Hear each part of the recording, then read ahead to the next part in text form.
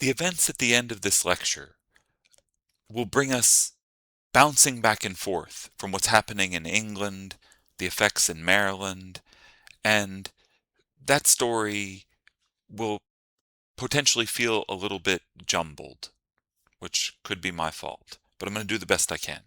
So let's start by backtracking a bit with a couple of the threads that we've already talked about that will carry through in this last video of the lecture. And so remember, as we discussed, Pennsylvania had been created 1681, and prior to that, there had been this Dutch settlement further to the north, New Amsterdam, and the Dutch had claimed the lands all the way down along the Delaware Bay. Now, when the Dutch had claimed the lands along the Delaware Bay, the English had supported Maryland's claim that the western shore of the Delaware Bay belonged to Maryland. But New York was controlled by the Duke of York, the king's brother.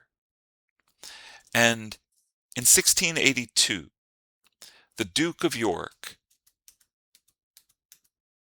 granted the western shore of the Delaware Bay to Pennsylvania. Maryland obviously insisted, you can't give the western shore of the Delaware Bay to Pennsylvania. Maryland's land grant said that we got the land all the way to the western shore of the Delaware Bay. Remember, as we had talked about, William Penn and Charles Calvert had met in 1682 to try to strike a deal, but they were unable to do so. Penn's claim was twofold. Penn was claiming this further south border, which would limit what Maryland claimed was its northern border, and Penn was also now claiming that the western shore of the Delaware Bay belonged to Pennsylvania because the Duke of York, the king's brother, had granted it to him. While this effort to try to work out a deal with the Maryland-Pennsylvania border dispute was ongoing, back in England, Charles II dissolved Parliament. These were the same kind of tensions that had led to the English Civil War back, 30, 40 years earlier? Charles was really telling Parliament, I can rule without you. This created a lot of upset in England, as did the sense that Charles II was too pro-Catholic. Perhaps some said even secretly a Catholic. While these tensions were building back in England, as we talked about, Charles Calvert, the Lord Baltimore, appointed little 5-year-old Benedict as the governor of Maryland, but perhaps too young to make the real decisions. Deputy Governor Henry Darnall was in the decision-making capacity while we wait for Benedict to grow up. In 1684, in about that same time period, George Talbot, a wealthy Maryland manor owner and a family member of Charles Calvert, the Lord Baltimore, was arrested. Kind of. The year was 1684, and I'll try to tell you the story of what happened. It's wild. George Talbot was, as I said, a wealthy manor owner, family member of Charles Calvert. I can't be more specific than that because I've seen different sources say that he was the Lord Baltimore's nephew or his cousin. I'm not sure what's right, but I feel sure that he's related to him. Okay, so Talbot is related to the Lord Baltimore, and he went aboard a ship that was controlled by a royal customs collector, a tax collector. The guy's name, who controlled the ship, was Christopher Roosby. Spell it however you want. It's the way it worked in the 1600s. You'd hear it and you'd write it down how it sounded to you. Christopher Roosby was a royal tax collector who had, he's on this ship moving through the Chesapeake trying to collect this little tobacco tax. And along the way, he had repeatedly been bad-mouthing the Lord Baltimore. All kinds of apparently nasty things. And so Talbot, sticking up for his family member, the Lord Baltimore, goes aboard the ship and wound up stabbing and killing Christopher Roosby aboard Christopher Roosby's own ship. The crew of the ship grabbed George Talbot and, well, didn't formally arrest him, but they took him to Virginia. They didn't want to turn him over to the authorities in Maryland because they thought he's Charles Calvert's family member. They're not going to prosecute him. He's not going to face justice. So they brought him down to Virginia, where he was put in jail.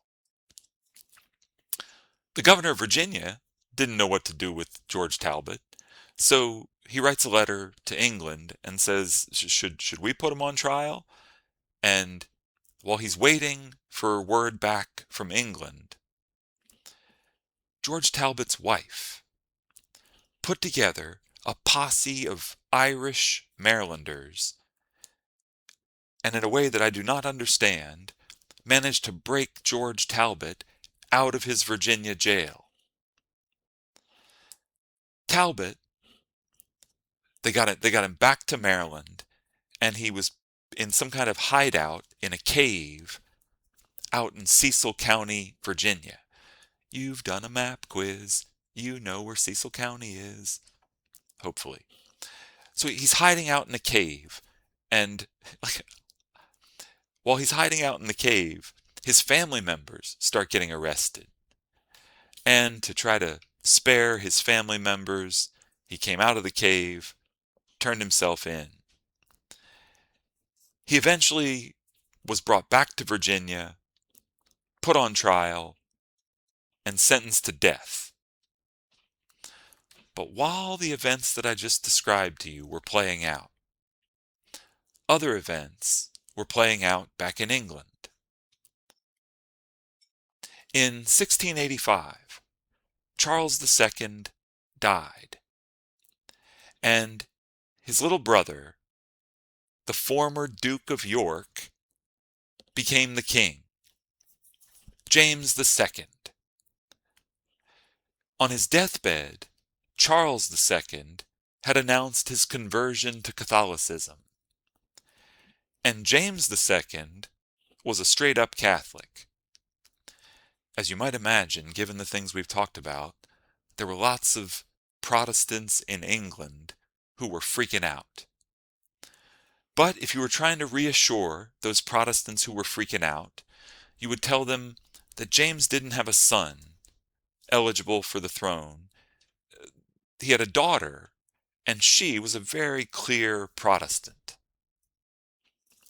Okay, so James is the king.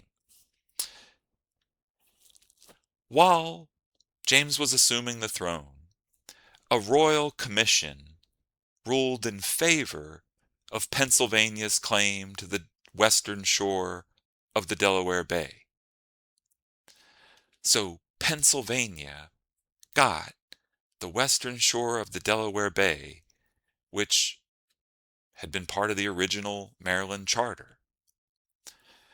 To win the case, Penn demonstrated that back in 1631, Dutch settlers had created a short-lived settlement down here on the lower part of the western shore of the Delaware Bay. It was called Zwanendale. And although it only lasted less than a year, Native Americans attacked and wiped it out. But although it was there less than a year, they had planted crops. They had planted crops. And remember, the Maryland Charter said lands uncultivated. But here, Europeans had cultivated crops 2 years before the Maryland Charter, 3 years before the settlers got to Maryland. Now, this was where Maryland lost the western shore of the Delaware Bay, but it didn't settle the northern border dispute, which would continue on past where we are right now. So we'll come back to that part of the Maryland-Pennsylvania border dispute as we go forward. Meanwhile, in 1688, James II, in 1686, pardoned George Talbot, remember, who was facing death penalty in Virginia. He was pardoned by James II. In 1688, James II had a son, a little son who was going to be raised as a Catholic. And so now, when James dies, the idea is his little Catholic son is going to become the next monarch.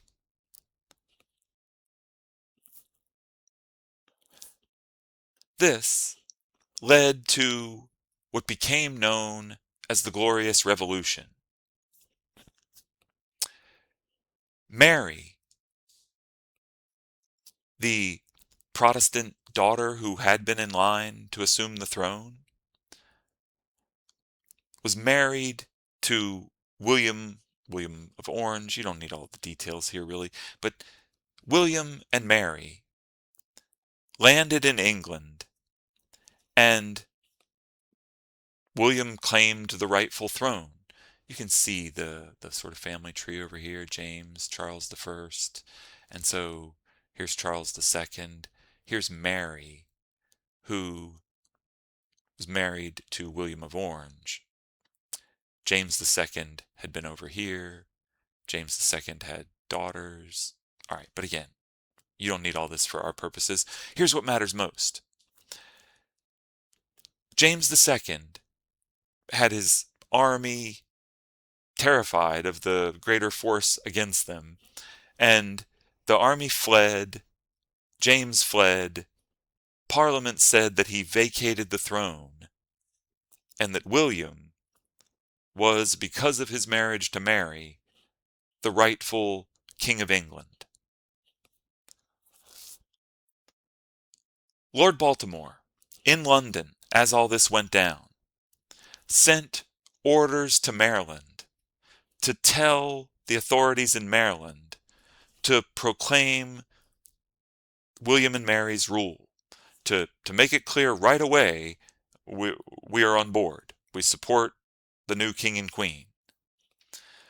But the messenger who the Lord Baltimore had sent to Maryland died on the way.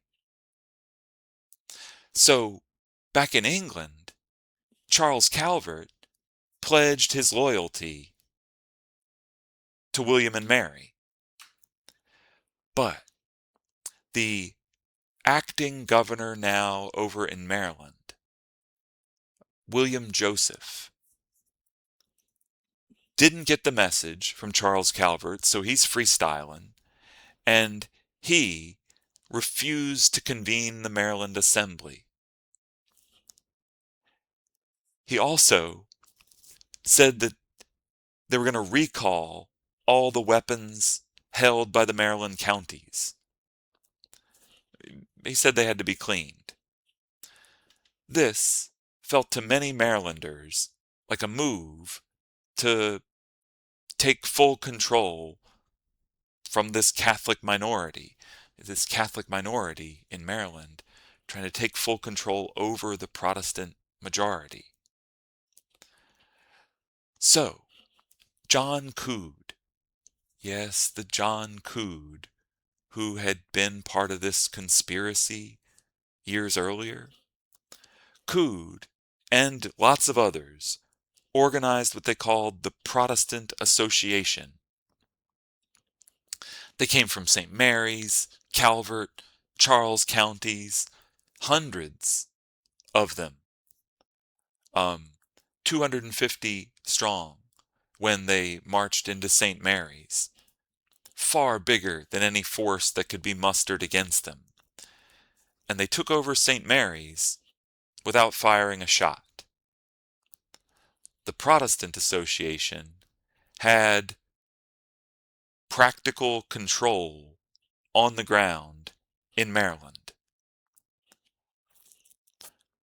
They then barraged William and Mary with all this propaganda about the Catholic oppression in Maryland, the conspiracy theories that we've talked about before. And these are just some examples. If you want to pause the video or open the PowerPoint, you can read through the way they frame everything. It's the declaration of the reasons and motives that they had to appear in arms. We are your Protestant subjects in the province of Maryland. And in this fashion, they convinced William and Mary to take away the Lord Baltimore's proprietorship.